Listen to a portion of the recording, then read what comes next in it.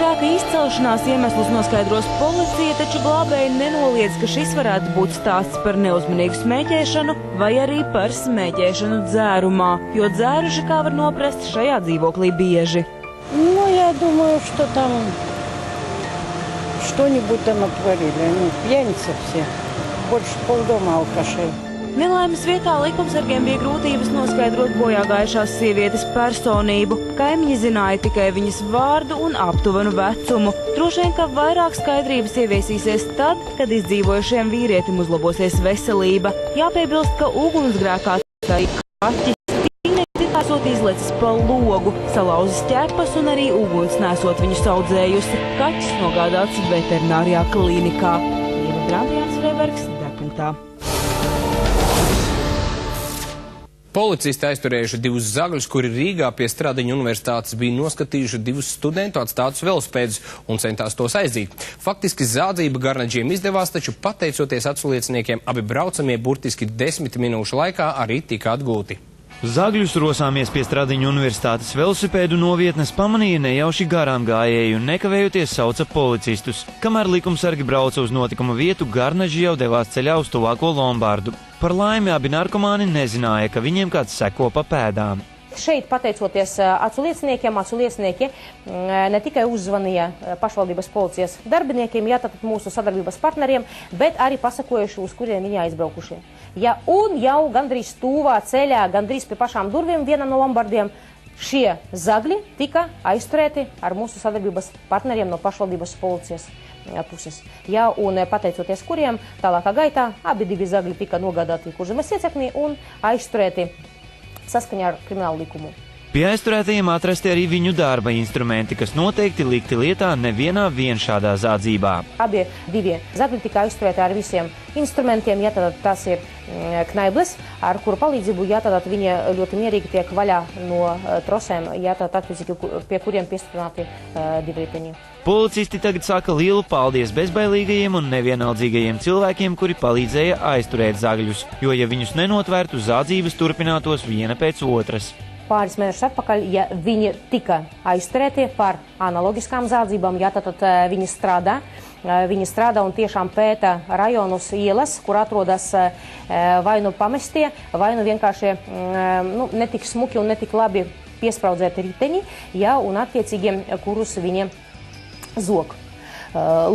Un neapšaubām izmeklēšana mēģinājusi pāris mēnešus atpakaļ arī piemērot drošības līdzekļus saistītas ar brīvības atņemšanām, jo tuvojas sezona, tas ir viens, un lai cilvēki sabiedrība būtu pasargāta, noteikti vajadzētu piemērot apcietinājumu tādiem cilvēkiem saistītu ar brīvības atņemšanu, bet neizdevās. Lūk arī rezultāts tam, ka tiesa jau pirms pāris mēnešiem atteicās garnaģus apcietināt. Otro iespēju rūdītie zagļi izmantoja nevis lai labotos, bet gan lai zāktu atkal. Tagad aizturētie par jau atkārtotu epizodi aiz restēm sēdēs ilgi. Agris Blumfelds, Juris Teivāns, Degpunktā. Liepājā apgānīti kapi, savukārt Jelgavā kāds vīrietis aplaupījis bērnu. Vairāk par šīm un citiem gadījumiem uzzināsiet aizvadītās diennakts notikumu kopsavilkumā. Aizvadītajā diennaktī policijas darbinieki reģistrējuši 735 likuma pārkāpumus. Uz valsts ceļiem noticis 51 satiksmes negadījums, cietuši 12 cilvēki. Riebumā pie stūres pieķerti 7 autovadītāji. Valstī paveiktas 82 zādzības un 5 laupīšanas. Vakar Jelgavā Pārlielupē institūta ielas krustojumā ar veco ceļu kādam 12 gadus vecam zēnam nolaupīts mobilais telefons. Pēc sākotnējās informācijas zēns braucis ar velosipēdu, viņam klāt pieskrējis kāds vīrietis, pagrūdis un no kabatas izņēmis mobilo telefonu. Policija skaidro notikušā apstākļus. Valsts ieņēmuma dienesta muitas amatpersonas vakar uz Latvijas-Baltkrievijas robežas novērsa mēģinājumu zāļu materiālu kravā nelegāli valstī ievest vairāk nekā 3 miljonus cigarešu.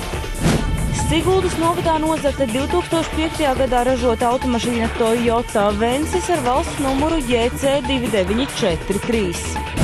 Liepājā Aldaru ielā valsts policijas darbinieki apturējuši 17 gadus vecu velosipēda vadītāju. Pārbaudot dokumentus, konstatēts, ka velosipēda rāmja numurs ir izvīlēts. Velosipēds nogādāts valsts policijā, lai noskaidrotu, vai tas nav zakts. Daugavpilī Valkas ielā 39 gadus vecs vīrietis ar motociklu Suzuki notrieca gājējus 60 gadus vecu vīrieti, kurš ar galvas traumu un lūzumiem nogādāts slimnīcā. Zagļi naktī apzaguši Vecsaules pamatskolas filiāli Bauskas novada Jaunsaulē. Zagļu skolā iekļuvuši izsitot logu, no virtuves nozagti dažādi pārtikas produkti. Skolas saimnieks skaidrojas, ka no telpām aiznests spainis krējuma, kaste ar sieriņiem kārums, 4 kg gaļas, 2 kg sīpolu. Pārtika maksājusi aptuveni 20 latus, bet izsistais loks gan būšot krietni dārgāks.